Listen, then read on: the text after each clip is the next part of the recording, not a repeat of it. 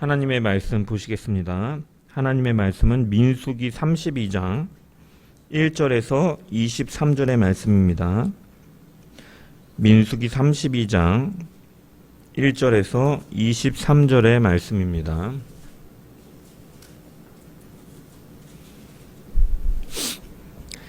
제가 하나님의 말씀을 봉독합니다. 르우벤 자손과 갓 자손은 힘이 많은 가축대를 가졌더라. 그들이 야셀 땅과 길르앗 땅을 본즉 그곳은 목축할 만한 장소인지라.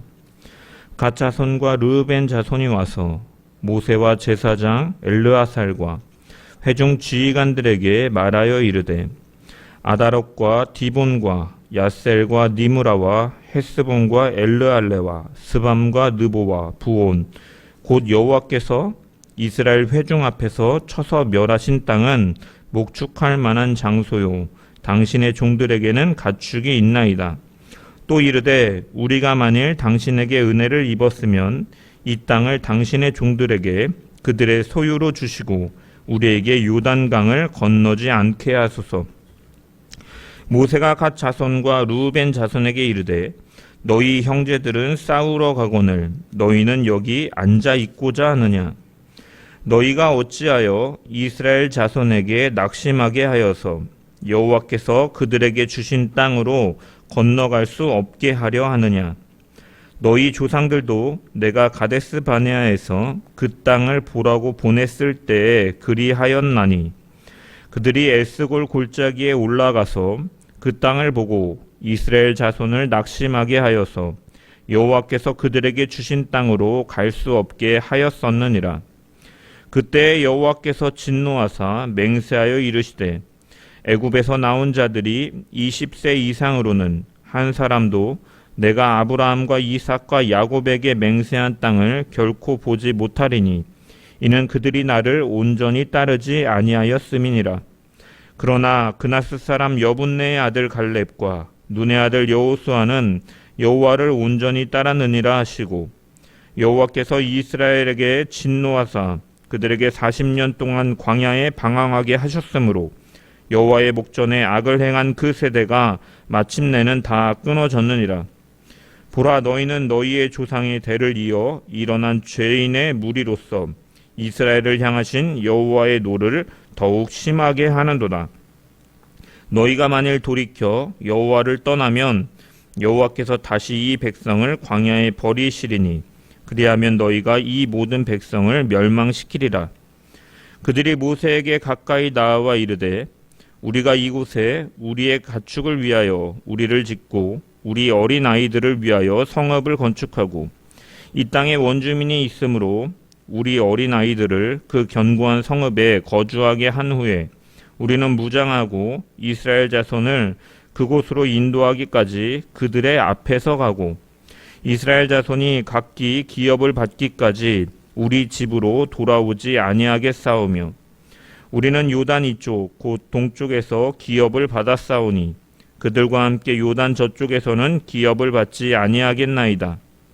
모세가 그들에게 이르되 너희가 만일 이 일을 행하여 무장하고 여호와 앞에서 가서 싸우되 너희가 다 무장하고 여호와 앞에서 요단을 건너가서 여호와께서 그의 원수를 자기 앞에서 쫓아내시고 그 땅이 여호와 앞에 복종하게 하시기까지 싸우면 여호와 앞에서나 이스라엘 앞에서나 무죄하여 돌아오겠고 이 땅은 여호와 앞에서 너희의 소유가 되리라마는 너희가 만일 그같이 아니하면 여호와께 범죄함이니 너희 죄가 반드시 너희를 찾아낼 줄 알라.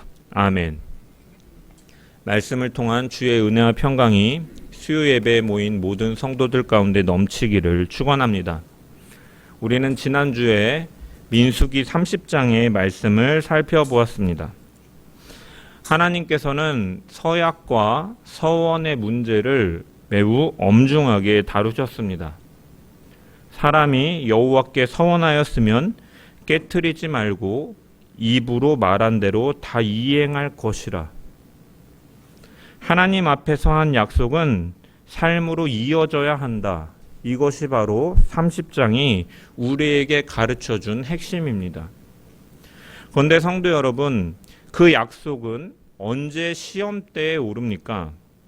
그것은 말로 고백하는 순간이 아니라 여러 선택지 앞에 서게 될 때 그 약속은 시험대에 오르는 것이죠.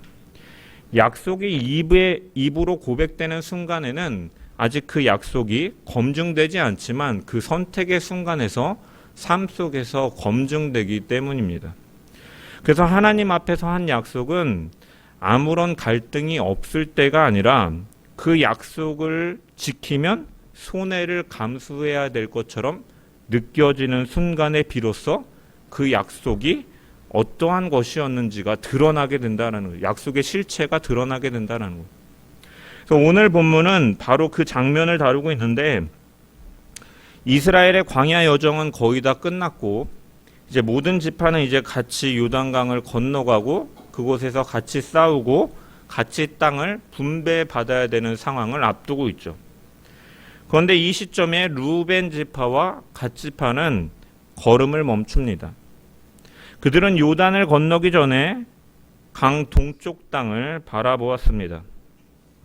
그들은 많은 가축을 가지고 있었는데 요단 동편은 가축을 기르기에 좋아 보이는 땅이었습니다. 그들의 형편에 딱 맞는 자리였던 것이죠. 그래서 그들은 우리는 여기 머물겠습니다. 이 땅을 우리에게 기업으로 주십시오라고 요청합니다. 이 순간부터 이스라엘 공동체 안에는 보이지 않는 긴장이 생깁니다.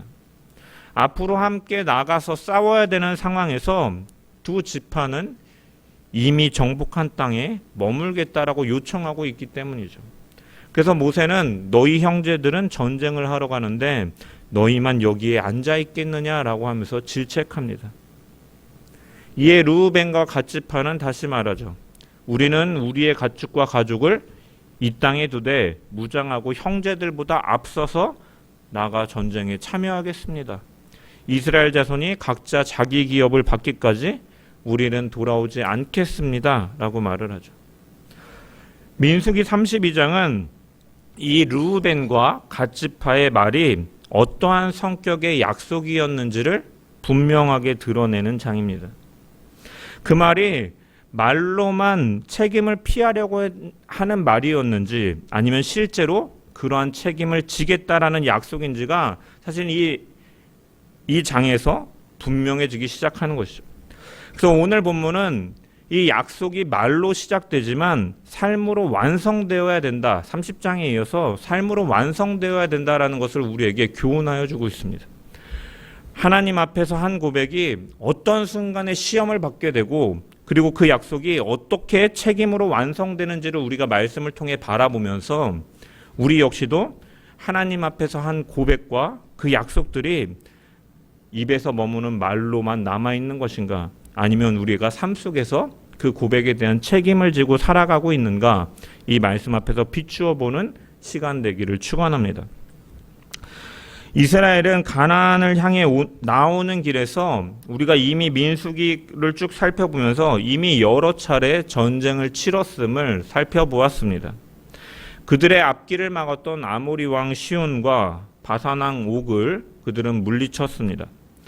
또한 다루지는 않았지만 31장에 미디안을 치면서 이스라엘은 그들이 범죄하게 했던 이 원수들에게 보응하는 일을 갖습니다. 그 결과 이스라엘은 이제 요단강 동편에 야셀과 길르앗에 이르는 넓은 지역을 점령하게 됩니다. 이 땅은 이스라엘이 스스로 얻어낸 땅이 아닙니다. 이스라엘은 처음부터 시온과 옥의 땅을 차지할 계획을 세우고서 이곳으로 나아온 것이 아니었기 때문이죠. 우리가 이전에 살펴본 것처럼 원래 이스라엘은 에돔 민족이 있는 그 땅을 가로지르는 왕의 대로를 통하여서 가나안 땅으로 가려고 했지만 에돔 왕은 거절하고 하나님께서는 그 막으심을 통해서 이 홍해 길로 내려갔다가 이제 우회하는 길로 나아갔던 것이죠. 그래서 하나님께서는 가나안을 향해 가실 때 이처럼 길을 여시기도 하고 막으시기도 하면서 하나님의 인도 속에서 이스라엘은 때로는 그 앞으로 지름길로 가는 것이 아니라 때로는 돌아가는 일도 가졌고 이러한 모든 일들이 하나님의 섭리 가운데 있음을 살펴보았죠. 그 과정에서 하나님께서는 이제 아모리 왕 시온과 바산 왕 옥을 이스라엘 앞에 세우시면서 내가 그들을 너희 손에 넘겨주리라라고 말씀하시고 싸우게 하셨습니다.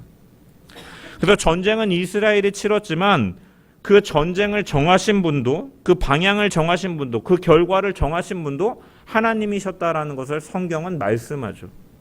그래서 요단강 동편의 이 땅은 이스라엘이 계획하고 계산해서 얻은 땅이 아니라 하나님께서 인도하시는 길 위에서 허락된 땅이었던 것이죠. 그런데 문제는 바로 그 다음입니다. 이스라엘은 이제 요단강만 건너면 하나님께서 아브라함에게 약속하신 가나안 땅에 들어가게 되죠. 아직 이 시점은 여정이 끝나지 않았고 모든 지파가 기업을 받은 상황도 아닙니다. 그런데 바로 그때 르우벤 지파와 갓 지파가 움직이죠. 1절을 보면은 이렇게 시작합니다. 르우벤 자손과 갓 자손은 심히 많은 가축대를 가졌더라. 민수기 2장을 보면은 이 하나님께서는 광야에서 이스라엘이 어떻게 진영을 배치해야 될지 그리고 행군할 때 어떤 순서로 가야 될지를 말씀하셨죠. 그래서 2장에 보면은 이 성막을 중심으로 르우벤 지파와 갓 지파는 이 남쪽 진영에 속하는 지파였습니다.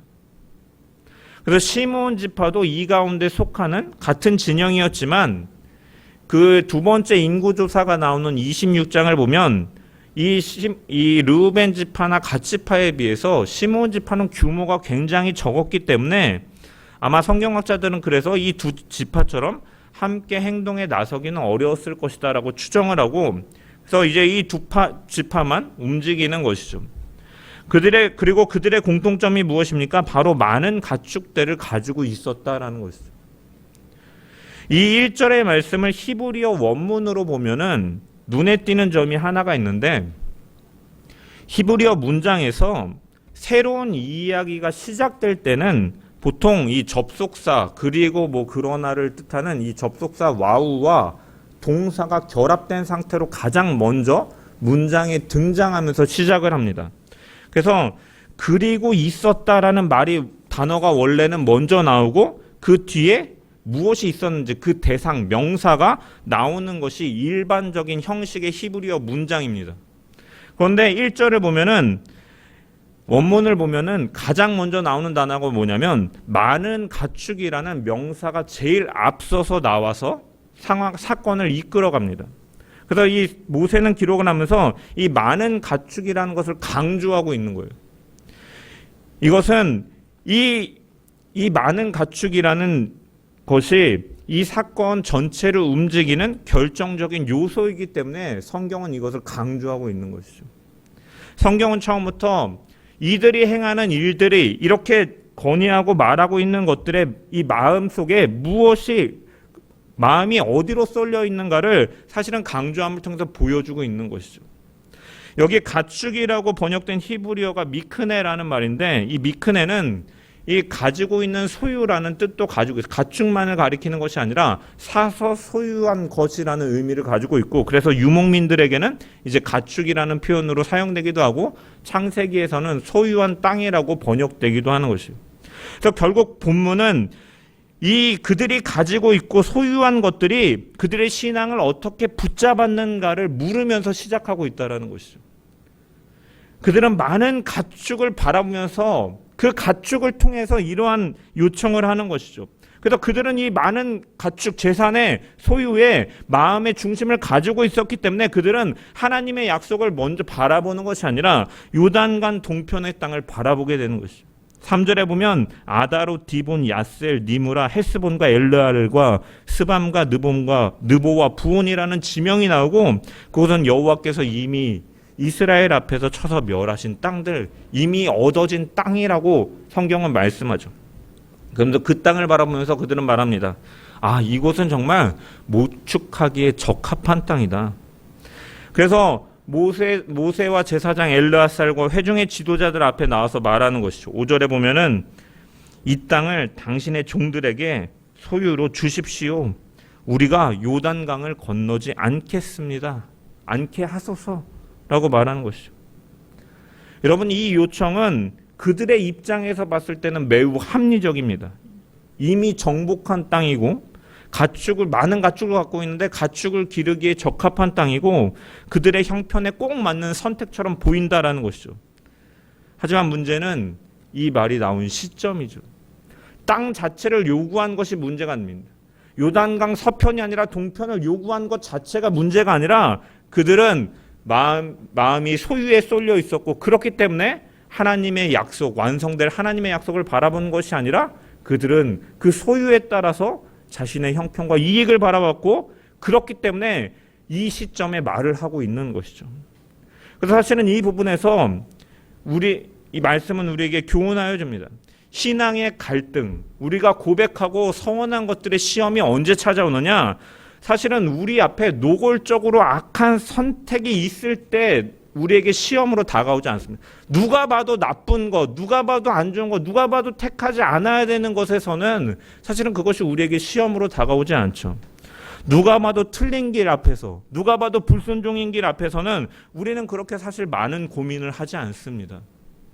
그런데 정말로 갈등되어지는 순간은 무엇입니까? 하나님께서 허락하신 것처럼 보여지는 자리. 이스라엘 백성 앞에서 이미 적들을 무너뜨리고 차지한 것과 같은 자리. 지금까지 애써온 기반들이 정말로 잘 펼쳐질 것과 같은 순간.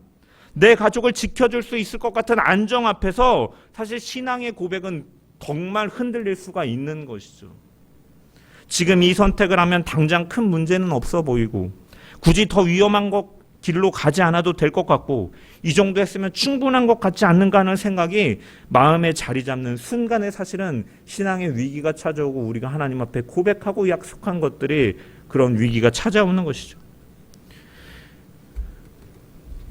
입으로는 하나님을 신뢰한다라고 말하지만 삶의 그 선택 앞에서 이미 가진 것을 놓지 않으려는 마음이 작동하는 순간 사실은 그 약속은 시험을 받는 것이죠. 하나님께서는 이스라엘 백성들에게 아직 멈추라라고 말씀하시지 않으셨습니다. 이스라엘 전체는 아직 함께 요단을 건너야 할 상황에 있었던 것이죠. 아직 전쟁은 끝나지 않았고 아직 모든 지파가 안식을 얻은 것도 아닙니다. 그런데 그 여정의 한복판에서 이미 얻은 땅이 아직 받아야 할 약속보다 그들은 더 크게 보였기 때문에 이렇게 행동한 것이죠. 르우벤과 갓 지파의 선택은 당장 신앙을 버리겠다라는 선언은 아니었습니다. 하지만 그 선택은 하나님이 이끄시는 방향보다 이미 자신들이 가지고 있는 유익에 먼저 머무르려는 선택이었던 것이죠. 그리고 그것은 하나님께서 기뻐하시는 뜻이 아니었던 것입니다. 우리는 이 르우벤과 갓 지파의 모습 속에서 우리의 모습을 점검해 보아야 됩니다. 르우벤과 갓 지파가 멈추고 싶었던 이유는 하나님을 거부해서가 아니라 그들이 이미 가지고 있는 것들이 충분해 보였고 그것으로 만족하려고 했기 때문에 하나님의 약속을 순종하며 더 나아가지 못하는 모습을 보이는 것이죠. 우리도 신앙생활을 하다 보면은 이런 지점에 서게 될 때가 많이 있죠.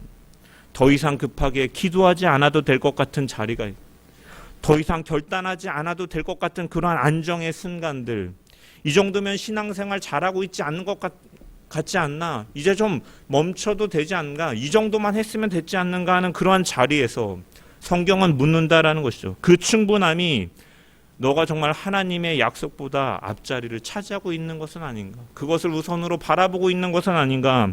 하나님께서 아직 이끌고 계시는 길이 있는데 너는 이미 손에 쥔 것으로 마음이 멈춰버린 것은 아닌가? 오늘 본문은 우리에게 말씀하고 있습니다. 우리는 오늘 이 말씀 앞에서 우리의 시선이 어디로 향하고 있는가 점검하기로 원합니다. 하나님께서 이끄시고 뜻하시는 방식, 그 구원의 뜻 아래 우리는 그 시선을 두고 그 사명을 향하여 걸어가고 있는지, 아니면 내가 이미 쥐고 있는 유익과 평안함과 익숙한 그 안정 속에서 멈추어주고 있는 것은 아닌지 점검하고, 그 점검 가운데 이미 가진 것을 지키고 그 자리에 머무는 신앙이 아니라 하나님께서 아직 이끌고 계시는 그 길을 향해 다시 발걸음을 옮기는 믿음의 성도들, 주님이 다시 오시는 그날까지 마라나타 주 예수여 속히 오시옵소서 하면서 하나님의 뜻이 이 땅 가운데 이루어지기를 바라는 모습 속에서 내 삶의 모든 순간 사명자로 걸어나가는 주의 백성들 되기를 주님의 이름으로 간절히 축원합니다. 르우벤 지파와 갓 지파의 요청을 들은 모세는 즉각적으로 반응하죠. 6절의 말씀을 보면은 모세가 갓 자손과 르우벤 자손에게 이르되 너희 형제들은 싸우러 가거늘 너희는 여기 앉아 있고자 하느냐. 이 말은 단순히 감정적인 화에서 나오는 책망이 아닙니다. 모세는 이 요청 속에 담겨있는 위험을 정확하게 보고 말하고 있습니다. 여기 앉아있다라는 표현은 원문으로 보면은 이 동사가 미완료 형태로 기록되어 있는데 이 형태는 단순히 잠깐 앉아있는 동작이 아니라 계속해서 앉아있을 것을 머무르려고 하는 상태와 태도를 가리키는 것이죠. 그래서 즉 전쟁은 아직 끝나지 않은 상황 속에서 왜 너희는 이미 자리를 잡고 머무르려고 하느냐. 아직 끝나지 않은 사명 앞에서 왜 너희는 그 책임의 자리에서 이탈하려 하느냐라고 묻고 있는 것이죠. 이스라엘은 개인 단위로 움직이는 집단이 아니죠. 하나님께서 하나님의 백성으로 그들을 부르신 것, 한 백성으로 그들을 부르셨고 같이 나아가고 같이 싸우고 같이 기업으로 받아야 되는 공동체였습니다. 이 공동체성은 단순히 협력이 아니라 하나님의 언약이 실현되는 방식이죠. 하나님의 뜻하심 가운데 그들을 하나님의 백성으로 부르시고 일을 이루시는 방식이었던 것이죠. 하나님께서는 한 지파씩 따로따로 약속을 완성하신 것이 아니라 모든 지파를 함께 이끄셔서 약속의 땅으로 이르게 하시는 분이시죠. 그런데 이 시점에서 두 지파가 우리는 여기 머물겠습니다 라고 말하는 순간 모두가 함께 가야 할 언약의 여정이 중간에 갈라질 수 있는 상황이 된 것이죠. 먼저 멈추는 지파가 생기면 그러면 우리도 과연 끝까지 가야 되는가? 우리도 여기에 머무는 게 좋지 않겠는가? 하는 생각들이 생기게 되고 더 이상 공동체의 그러한 공통의 고백으로 그 언약이 유지되기가 어려운 것이죠. 그래서 7절에 모세는 너희가 어찌하여 이스라엘 자손에게 낙심하게 하여서 여호와께서 그들에게 주신 땅으로 건너갈 수 없게 하려 하느냐라고 말을 합니다. 낙심하게 하여. 여기 낙심이라는 것은 단순히 마음을 상하다라는 의미가 아니라 구약에서 이 낙심이라는 단어는 하나님의 약속을 더 이상 신뢰하지 못하게 만드는 상태를 가리켜요. 믿음의 방향이 꺾이는 상황을 가리킵니다. 그래서 모세는 두 지파의 이러한 선택이 공동체 전체에 굳이 끝까지 가야 하는가라는 생각을 품게 만들 수 있다는 점, 그 언약에서 이탈될 수 있다는 점을 바라보고 있는 것이죠. 그래서 모세는 그 르우벤 지파와 이 갓 지파의 말을 과거의 사건과 연결시키고 있습니다. 8절 이하에 보면 모세는 가데스 바네아 사건을 꺼내고 있죠. 너희 조상들이 가데스 바네아에서 땅을 정탐하러 갔을 때도 그러하지 아니하였느냐. 여러분, 정탐꾼 사건에서의 문제는 무엇입니까? 정탐꾼 사건의 그 본질은 그들이 전쟁을 두려워했다라는 그 사실 자체에 있는 것이 아니라 그들은 눈에 보이는 조건을 하나님의 약속보다 더 크게 본 것이 문제였던 것이죠.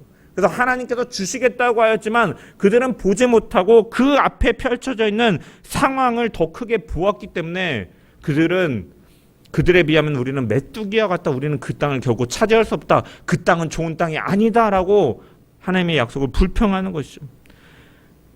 하나님의 약속이 아니라 자신의 조건과 상황을 바라본 것이 문제의 본질이었고 그 판단이 공동체 전체의 마음을 흔들었고 결국 온 백성이 약속의 땅 문 앞에서 뒤로 물러서게 되었던 것이 바로 정탐꾼 사건의 본질이죠.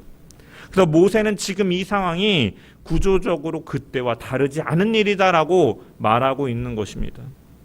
그래서 10절과 11절에 모세는 하나님의 진노와 광야의 세대를 다시 언급하죠. 이것은 그들을 정죄하기 위해서가 아니라 아직 돌이킬 수 있을 때 주어지는 언약적 경고이죠. 이러한 일들이 이미 답습되면 벌어졌었는데 너희는 또한 이 일을 답습할 것이냐? 광야의 역사는 과거의 기록이면서 동시에 약속 앞에서 같은 불신이 계속될 때는 언제든지 다시 일어날 수 있는 일이다라고 경고하면서 그들이 돌이키기를 촉구하고 있는 것이죠. 여기서 중요한 것은 모세가 말하는 그렇기 때문에 함께 가야 된다라는 기준은 단순한 연대나 도덕적인 배려 차원에서 너희가 같이 해야 되지 않겠냐라는 수준이 아니라 함께 간다라는 이 의미는, 모세가 함께 가야 된다라고 말하고 있는 이 의미는 하나님의 약속이 아직 완성되지 않았다는 사실을 기억하면서 너희는 끝까지 함께 짊어지고 이 사명을 같이 감당해 나가야 된다라고 약속 안에서 말하고 있는 것이죠. 아직 요단을 건너지 못한 지파들, 아직 싸워야 될 전쟁이 남아있다면 너희는 멈추지 않는 것이 언약에 합당한 태도다라는 것입니다. 하나님의 약속을 벗어나지 않는 것이다라고 말하고 있습니다. 단순히 도덕적인 차원에서 야 니네 형제가 싸우는데 니네는 남아있을 수 있겠느냐, 니네만 편할 수 있겠느냐라고 하는 게 아니라 언약 속에서 있는 자라면 함께 가는 것이 그 언약에 합당한 태도이고 책임이다라고 말하고 있는 것이죠.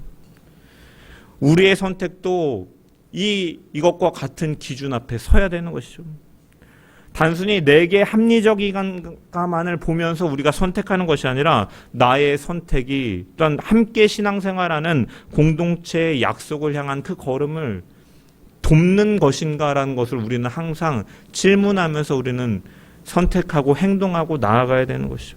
그래서 사도 바울이 고린도 교회를 향해서 만일 우상에게 바쳐진 음식을 먹는 것으로 인해서 내 형제가 만일 그 일로 인하여 실족하게 된다면 그 고기 자체가 먹는 것은 죄도 아니고 아무것도 아니지만 나는 영원히 우상에게 바쳐진 고기를 먹지 않겠다라고 말하는 것도 사실은 같은 결이죠. 할 수 있지만 고기를 먹는 것이 합리적인 문제는 아니지만 그것이 공동체가 그 믿음을 지키고 신앙의 길을 가는 데 있어서 그것이 실족하게 누군가의 실족으로 이어진다면 그것을 하지 않겠다라고 말하는 것이죠.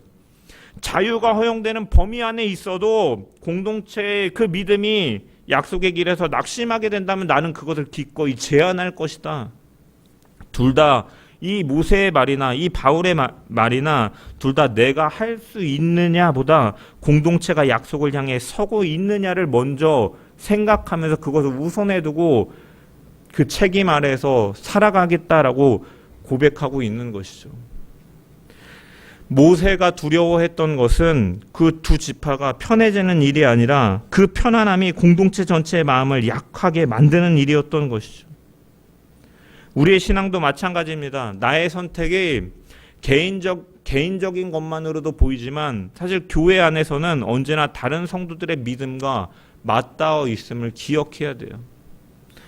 내가 예배의 자리를 가볍게 여기는 태도, 말씀 앞에서 한 발 물러서는 결정들, 공동체의 짐을 남겨둔 채 먼저 쉬려는 선택이 누군가에게는 굳이 끝까지 가야 될까라는 낙심으로 찾아올 수가 있는 것이죠. 그래서 이 말씀은 우리에게 교훈하여 주는 것입니다. 나의 선택은 나만의 유익을 위한 것인가? 아니면 지금 공동체를 약속의 길 위에 함께 세우는 그 여정으로 가고 있는 것인가? 아니면 나도 모르게 누군가를 뒤돌아서게 하고 있는 것은 아닌가?